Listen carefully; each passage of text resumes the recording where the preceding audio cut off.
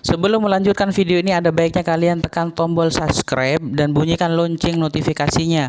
Apabila video ini bermanfaat buat kalian, jangan lupa klik tombol like, share, dan sempatkan untuk berkomentar. Alhamdulillah nahmaduhu wa nasta'inuhu wa nastaghfiruh wa na'udzu billahi min shururi anfusina wa min sayyiati a'malina. May yahdihillahu fala mudilla lahu wa may yudlil fala hadiya lahu. Asyhadu an la ilaha illallah wahdahu la syarika lahu wa asyhadu anna Muhammadan abduhu wa rasuluhu la nabiyya wa rasula ba'da. Allahumma shalli wa sallim ala nabiyyina wa rasulina Muhammadin sallallahu alaihi wasallam wa ala alihi wa ashabihi wa man tabi'ahum bi ihsanin ila yaumiddin, amma ba'du. Qala Allah ta'ala fil Qur'an Karim, ya ayyuhalladzina amanu taqullaha haqqa tuqatih wa la tamutunna illa wa antum muslimun. Wa qala Rasulullah sallallahu alaihi wasallam, fa inna asdaqal hadits kitabullah wa khairal hadi hadi Muhammadin sallallahu alaihi wasallam wa syarrul umuri muhdatsatuha wa kullu muhdatsatin bid'ah wa kullu bid'atin dhalalah wa kullu dhalalatin finnar. Hadirin jamaah salat Jumat yang dimuliakan Allah Subhanahu wa taala, alhamdulillah bersyukur kepada Allah Subhanahu wa taala pada kesempatan siang hari ini Allah masih memberikan nikmat iman dan Islam kepada kita, sehingga dengan nikmat tersebut kita bisa melaksanakan sholat Jumat berjamaah. Mudah-mudahan Jumat ini dijadikan oleh Allah Subhanahu wa taala sebagai Jumat terbaik dari sekian Jumat yang telah kita tunaikan. Salawat dan salam semoga dan senantiasa terlimpah curahkan kepada Rasulullah sallallahu alaihi wasallam, kepada keluarganya, para sahabat, tabi'in, serta kepada umatnya yang senantiasa istiqomah meniti manhaj beliau sampai hari kiamat kelak.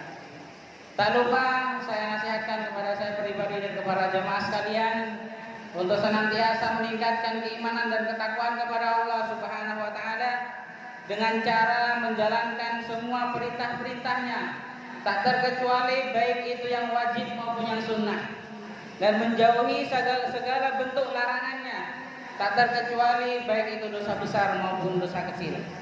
Hadirin jemaah salat Jumat yang dimuliakan Allah Subhanahu wa taala, perlu saya sampaikan, terlepas corona itu merupakan rekayasa manusia.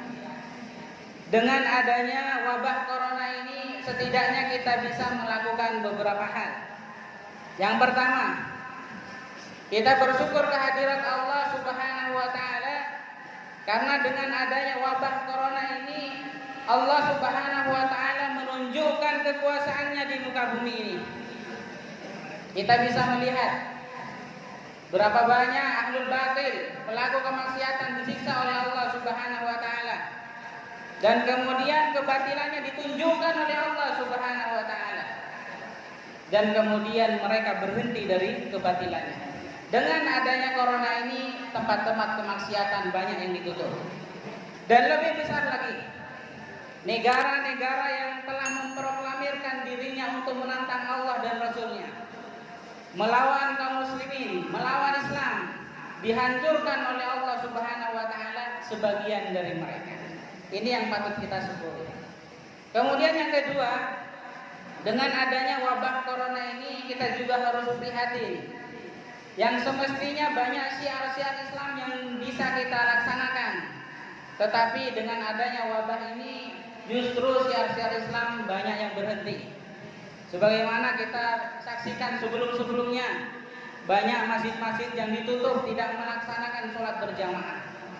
Ketemu sesama saudara takut, silaturahmi terputus. Bahkan lebih dahsyatnya lagi, generasi sekarang atau anak-anak kita sekarang tidak bisa melanjutkan pendidikannya di sekolah lagi. Ini adalah merupakan musibah. Cara menghadapi musibah itu adalah dengan bersabar. Sebagaimana Allah Subhanahu wa taala menyebutkan dalam surah At-Taghabun ayat 11, ma asaba min musibatin illa biidznillah wa may yu'min billahi yahdi qalbah.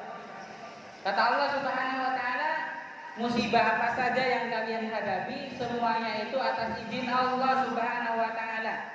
Wa may yu'min billah, barang siapa yang yakin Maksudnya di sini yakin bahwa corona itu adalah musibah dari Allah Subhanahu wa taala, yahdi qalbah. Allah akan memberikan petunjuk kepada hatinya. Walhasil apapun kondisi kita saat sekarang ini, marilah kita sama-sama bersyukur kepada Allah sekaligus kita bersabar. Hadirin jemaah salat Jumat yang dimuliakan Allah Subhanahu wa taala. Kemudian yang ketiga yang kita bisa lakukan adalah dengan adanya corona ini kita harus lebih mawas diri. Karena ada satu agenda yang sedang dimainkan oleh orang-orang kafir. Ini kalau kita melihat corona itu merupakan rekayasa manusia. Karena dengan adanya corona ini keyakinan kaum muslimin terbagi menjadi dua. Sebagian dari kaum muslimin menganggap dan berkeyakinan bahwa corona ini adalah merupakan rekayasa manusia. Tetapi juga sebagian dari kaum muslimin menganggap dan berkeyakinan bahwa corona ini adalah merupakan wabah yang mampir dari sekian banyak wabah yang mampir dalam kehidupan kita. Jadi kalau kita lihat dari sudut pandang manusia, kita harus lebih mawas diri. Karena menurut pengamatan para pengamat, kesimpulan mereka yang jujur mengamati situasi ini, mereka sudah sampai pada satu titik kesimpulan. Kesimpulannya adalah bahwa corona ini adalah merupakan agenda yang terselubung yang sedang dimainkan oleh orang-orang kafir, oleh para penyembah setan untuk menguasai dunia. Akan tetapi kita harus tetap mawas diri dan yakin bahwa kita dilahirkan ke dunia ini untuk memperjuangkan Islam. Inilah beberapa sikap yang bisa kita lakukan di tengah wabah COVID-19. Hadirin jemaah salat Jumat yang dimuliakan Allah Subhanahu wa taala. Pada kesempatan ini mari kita sama-sama melihat satu ayat yang Allah sebutkan dalam surah Muhammad ayat 33. Allah Subhanahu wa taala berfirman, "Ya ayyuhalladzina amanu atti'ullaha wa atti'ur rasul wa la tubtilu a'malakum." Di dalam ayat ini ya ayyuhalladzina amanu, wahai orang-orang beriman, atti'ullaha wa atti'ur rasul, taatlah kepada Allah dan taatlah kepada Rasul. Wa la tubtilu a'malakum, dan janganlah kalian membatalkan amal-amal kalian. Di dalam ayat ini terdapat satu perintah dan satu larangan. Kalau di dalam satu ayat ada perintah, ada larangan, maka larangan tersebut menguatkan perintah. Perintahnya apa? Atiullah wa atiur rasul, taat kepada Allah dan taat kepada Rasul, itu perintah. Perintah itu wajib untuk dilaksanakan.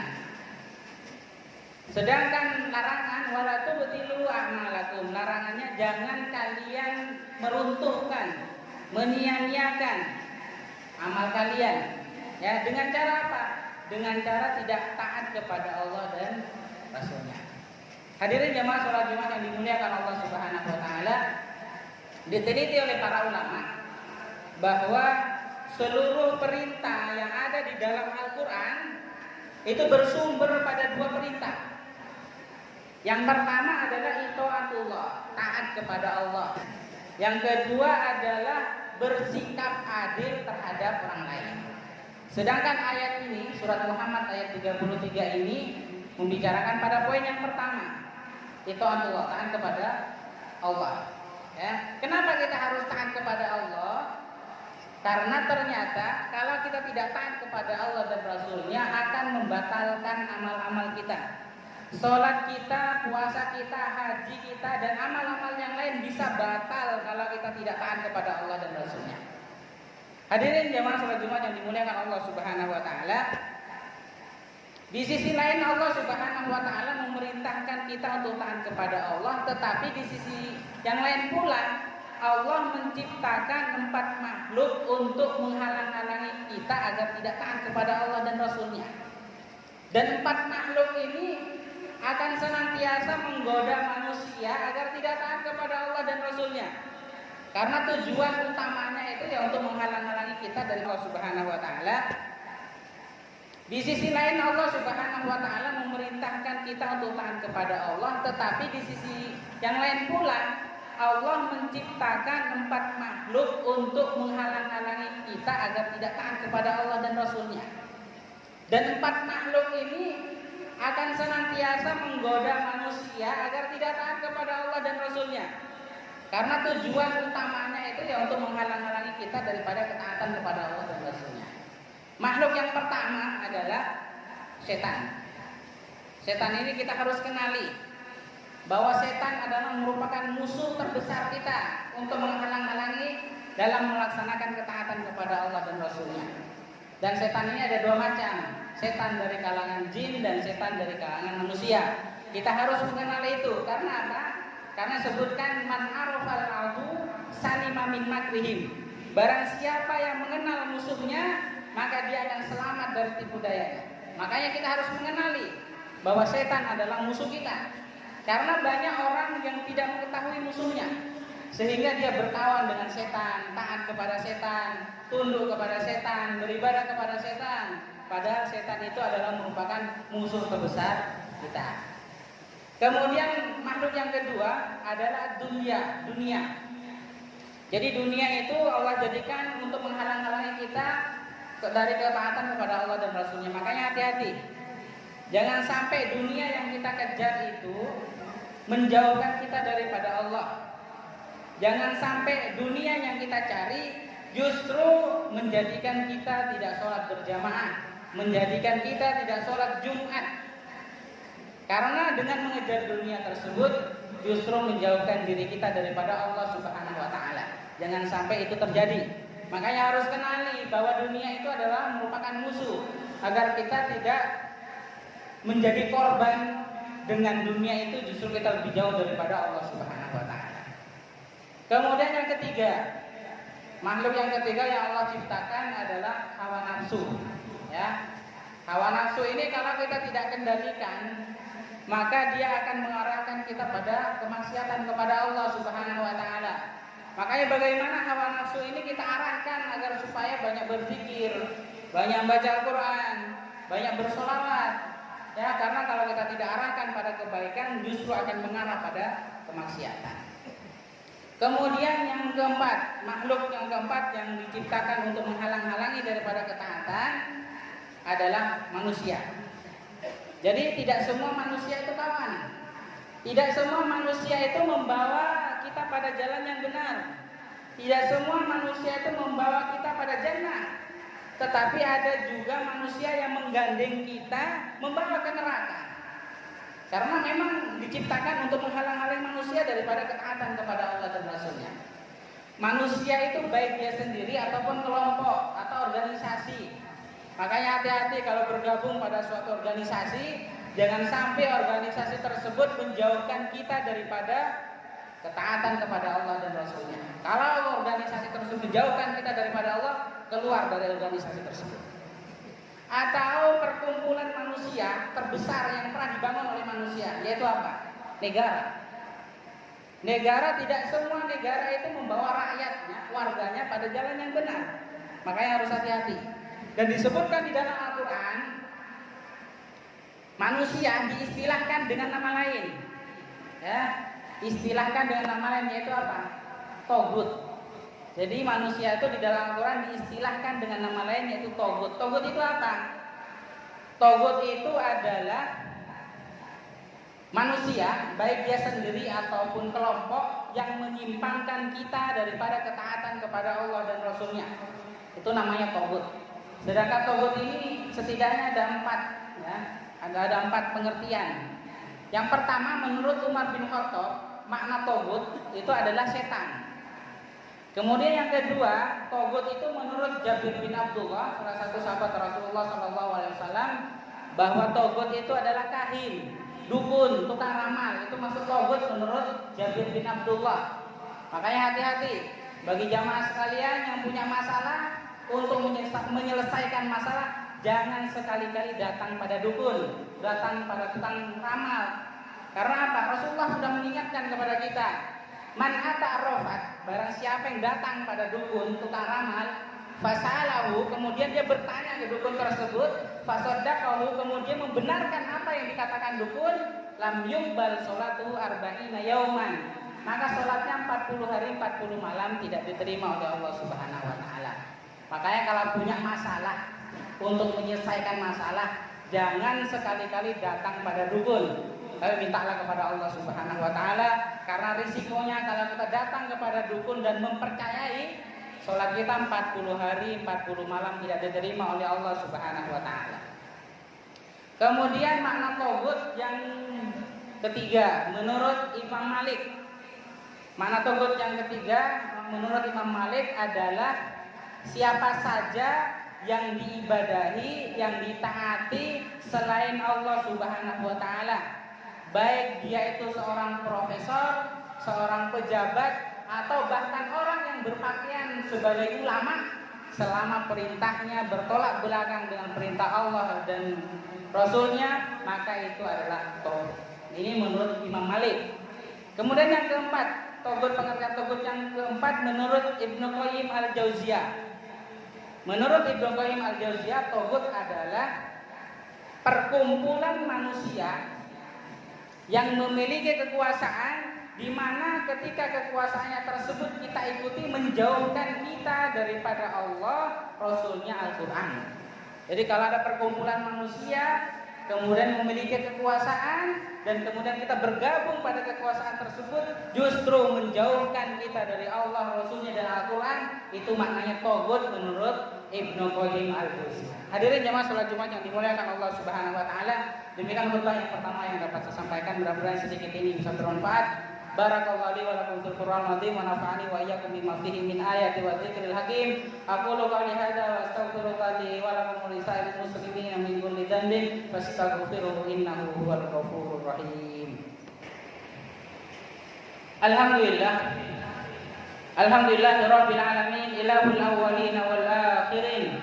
Salatullah wa salamuhu wa rahmatuhu wa barakatuhu ala safwati khalqi wa khadimil anbiya'i wal mursalin sayyidina Muhammadin sallallahu alaihi wasallam, amma ba'du.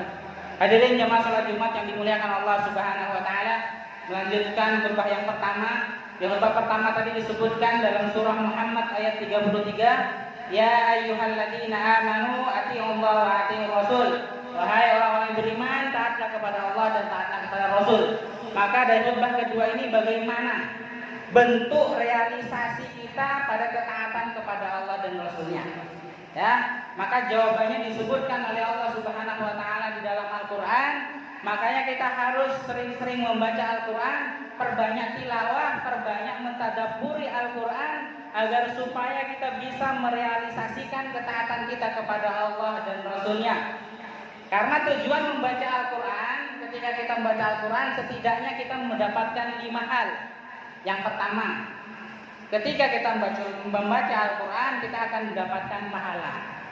Kita membaca kitab suci Al-Quran, ini berbeda dengan kitab-kitab yang lain. Kalau kita membaca kitab fikih segudang, kitab hadis segudang, sebanyak kitab yang ada di dunia semuanya kita baca, kita tidak akan mendapatkan pahala daripada membaca kitab tersebut. Kita hanya mendapatkan ilmu. Tetapi kalau membaca Al-Quran, di Al-Quran ini setiap hurufnya dihitung oleh Allah Subhanahu wa taala sebagai pahala. 1 huruf 1 pahala, bahkan dikali 10. Ini keutamaan Al-Quran. Makanya tujuan membaca Al-Quran itu yang pertama untuk mendapatkan pahala. Kemudian yang kedua, tujuan yang kedua untuk mendapatkan ilmu. Tujuan yang ketiga untuk mendekatkan diri kita kepada Allah Subhanahu wa taala. Tujuan yang keempat membaca Al-Qur'an untuk mengetahui amal apa yang harus kita kerjakan. Kemudian yang kelima, tujuannya adalah sebagai obat. Jadi Al-Qur'an itu bisa kita jadikan sebagai obat, baik penyakit fisik maupun penyakit batin, bisa disembuhkan dengan Al-Quran. Makanya kita harus banyak-banyak baca Al-Quran. Karena kalau kita banyak baca Al-Quran, maka kita akan mengetahui bagaimana bentuk realisasi kita pada ketaatan kepada Allah. Jawabannya Allah sebutkan dalam surah Al-A'raf ayat 3. Allah Subhanahu wa taala menyebutkan, ittabi'u ma unzila ilaikum mir rabbikum wa la tattabi'u min dunihi awliya qalilan ma tadhakkarun. Kata Allah Subhanahu wa taala, bentuk realisasi ketaatan kita kepada Allah sebagaimana disebutkan dalam surah Al-A'raf ayat 3. Di dalam ayat ini menjelaskan ada dua ittiba yang harus kita ikuti. Ya, pertama adalah bentuk perintah, yang kedua bentuk larangan. Karena karakternya manusia itu ngikut, maka di dalam ayat ini ada dua ikutan yang harus diikuti. Ada ikutan yang harus diikuti, yang satunya ada ikutan yang haram diikuti. Apa yang harus diikuti? Yang harus diikuti adalah ma'unzila ilaikum mir rabbikum. Apa saja yang Allah turunkan dari Rabb kalian. Apa yang diturunkan? Pertama Al-Qur'an, ilmu, nabi, ya, rasul. Itu semuanya diturunkan oleh Allah Subhanahu wa taala dan itu kita ikuti. Kemudian yang dilarang ittiba, yang dilarang diikuti adalah wala tattabi'u min dunihi auliya. Jangan kalian mengikuti selain Allah sebagai aulia. Aulia di sini ada 3 artinya. Yang pertama artinya adalah sebagai pelindung. Kedua, pemimpin. Ketiga, kawan setia. Jadi jangan sampai kita mengikuti ketiga-tiganya ini ketika perintahnya bertolak belakang dengan perintah Allah dan Rasulnya. Hadirin jemaah sholat Jumat yang dimuliakan Allah Subhanahu wa taala, demikian khutbah yang dapat saya sampaikan. Mudah-mudahan sedikit ini bisa memberikan wawasan kepada kita dan kita berdoa kepada Allah Subhanahu wa taala, mudah-mudahan Allah memberikan keistiqomahan kepada kita untuk senantiasa berada di atas ketaatan kepadanya. Innallaha wa malaikatahu yusholluna 'alan nabi ya ayyuhalladzina amanu shollu 'alaihi wa sallimu taslima. Allahumma sholli 'ala Muhammad wa 'ala ali Muhammad kama shallaita 'ala Ibrahim wa 'ala ali Ibrahim fil 'alamin innaka Hamidum Majid. Allahumma ighfir lil muslimina wal muslimat wal mu'minina wal mu'minat al ahya'i minhum wal amwat innaka samii'un qaribun mujibud da'wat ya qadiyal hajat. Allahumma la tada' lana dhanban illa ghafartah wala hamman illa farajta wala daynan illa qadaita wala maridan illa syafaita. Allahumma inna nas'aluka salamatan fid din wa afiatan fil jasad wa ziyadatan fil ilmi wa barakatan fil rizqi wa taubatan qabla al maut wa rahmatan indal maut wa maghfiratan ba'dal maut. Allahumma hawwin alaina fi sakaratil maut wan najata minan nar. Rabbana dhalamna anfusana wa illam taghfir lana wa tarhamna lanakunanna minal khasirin. Rabbana atina fid dunya hasanah wa fil akhirati hasanah wa qina adzabannar. Wa sallallahu ala nabiyyina Muhammadin wa ala alihi wa sahbihi wa sallam. Subhana rabbika rabbil izzati amma yasifun wa salamun ala mursalin walhamdulillahi rabbil alamin. Aqimissalah.